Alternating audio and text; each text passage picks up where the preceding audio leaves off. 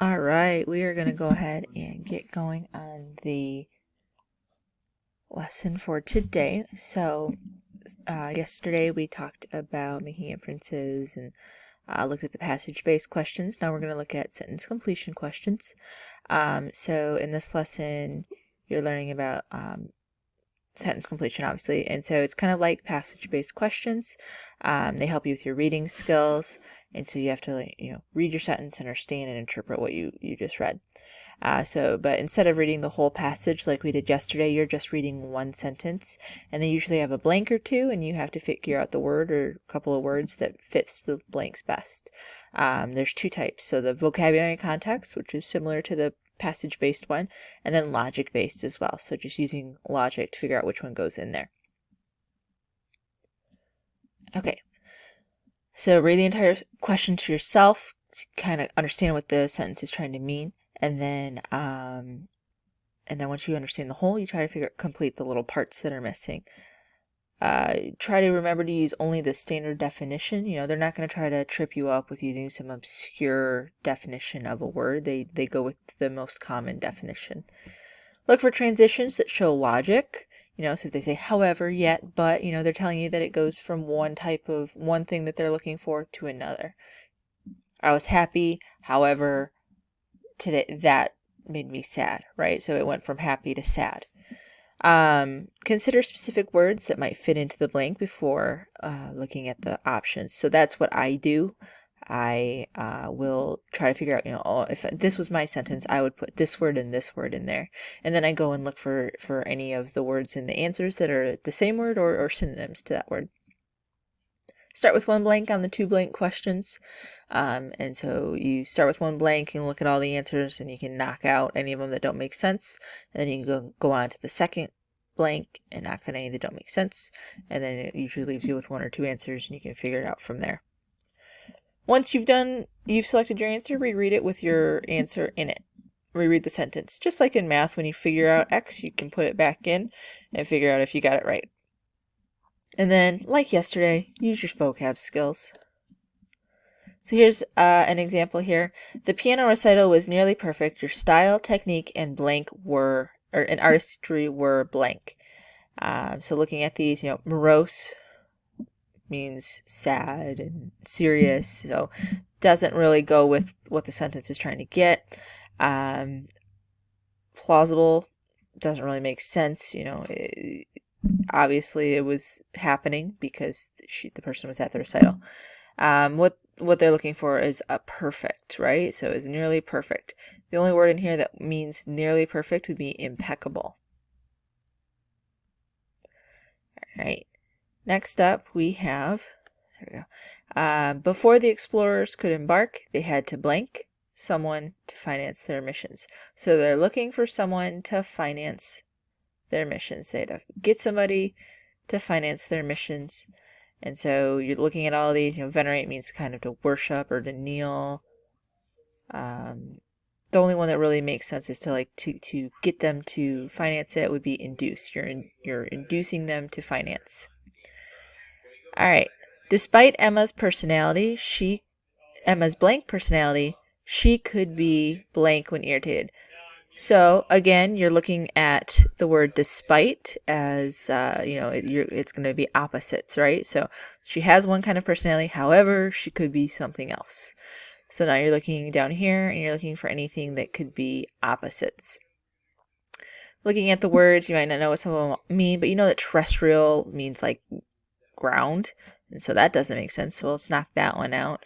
Concise means that someone's like precise, like on point, which doesn't really make sense.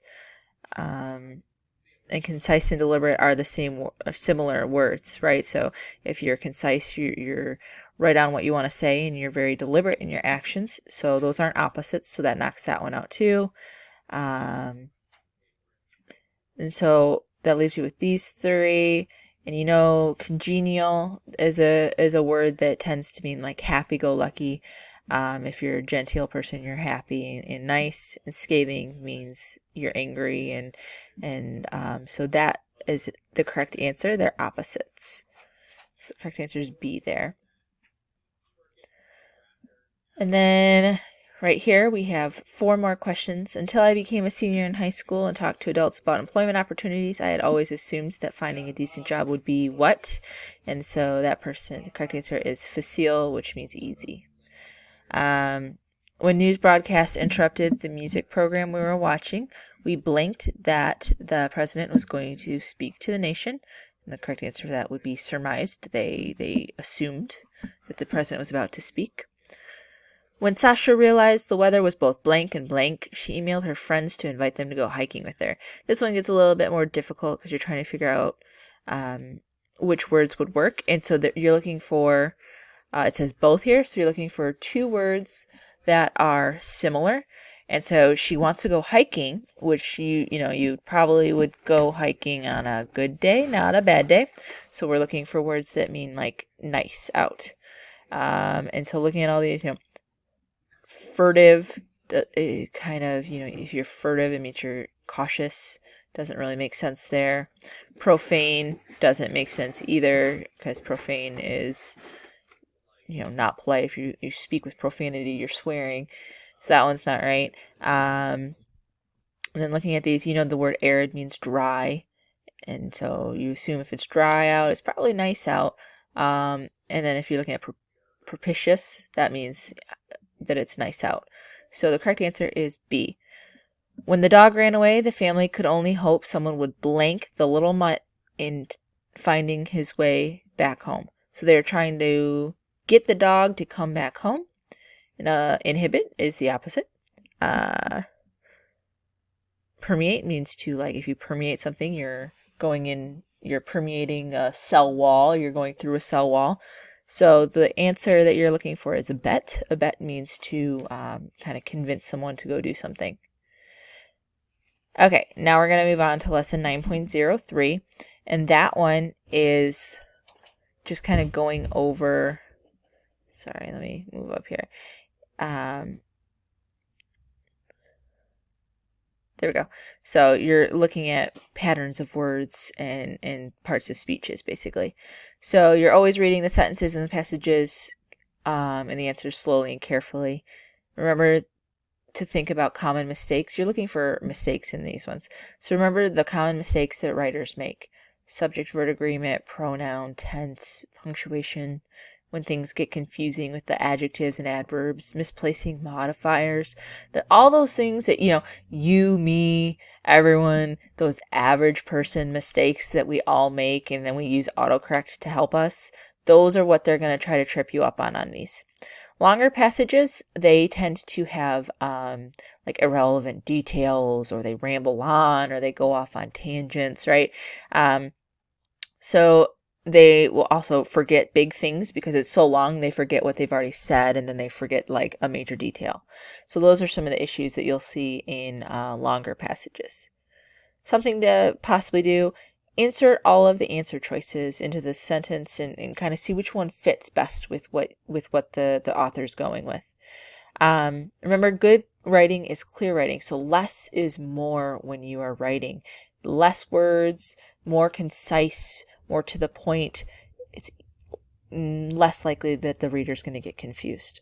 If you're kind of droning on and on and on and on and on, people can get confused because you're like, wait, where did the sentence start? What was this person talking about? So if you're to the point and you're using as few words as possible, it's clear writing. And then sometimes those SAT people, they like to confuse you. And so they like to put ones in there that are good and don't have any errors. So make sure you keep an eye out for that, because they might put some in there that are no error, and then you're going to sit there for 20 minutes trying to figure out what's wrong with it. Not that I did that, but I totally did that on the SAT. Well, ACT. Raywin had the creative idea to use an old toothbrush as a paintbrush. After building a huge block tower, Nick guarded his creation from his younger brother.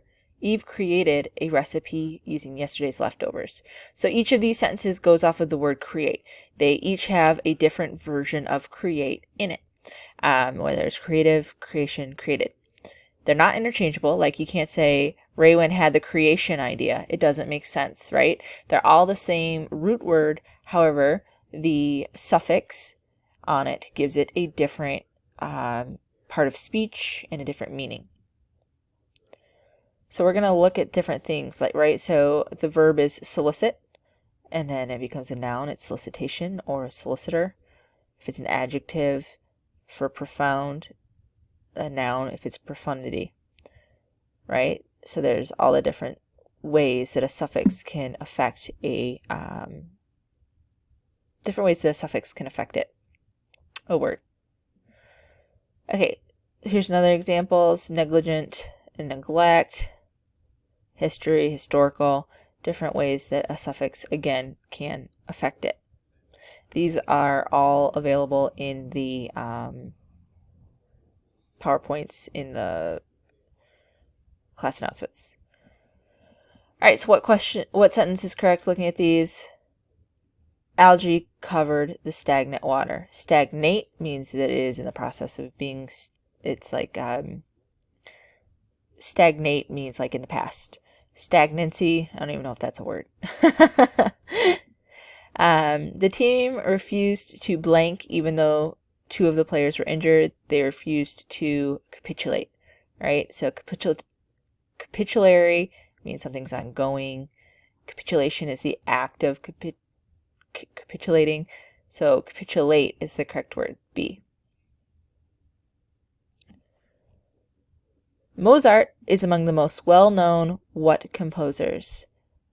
Classic, it's classical. It's classical classical music. So just, if you read them out loud, usually the suffix that's right pops out to you. All right, I'm going to skip this one just for time's sake. Multiple choice writing questions, they're on a lot of the tests you're going to take. They come in different formats. So identifying errors is one of them. And then if you're looking at it, so you're going to read it. Though there was many club members present for the meeting, Edwin felt that they should wait to begin the proceedings. No error. So if you remember, I said look for the ones that are the most common errors. There were many club members. So the correct answer is A. The best advice I can give you is to either call home but send your parents a letter. Correct answer C. Call home or send your parents a letter. Then the next one's improving the sentences. So Carol was late when she was running into Mark at the store, so she didn't have time to chat with him. Correct answer is C. She ran into him.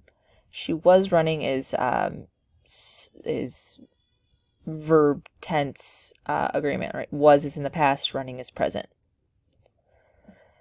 The first day of our trip was spent changing money, checking into our hotel, and we recovered from our jet lag. So if you look at it, changing, checking, recovered, it should be recovering. A, from our jet lag. And then the last type is improving paragraphs. So we saw this in the first unit as time we did this as well. There's a paragraph. South America is home to one of the most pressing environmental issues of our time. Their rainforests are being rapidly destroyed. Plant and animal species that inhabit them are going too.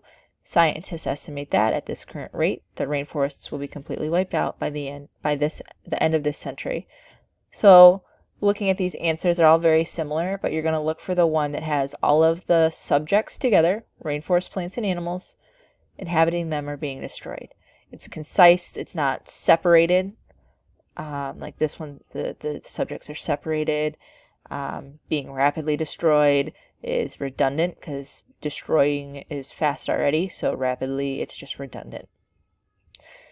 All right, that's it, and I will see you tomorrow. Let me know if you have any questions.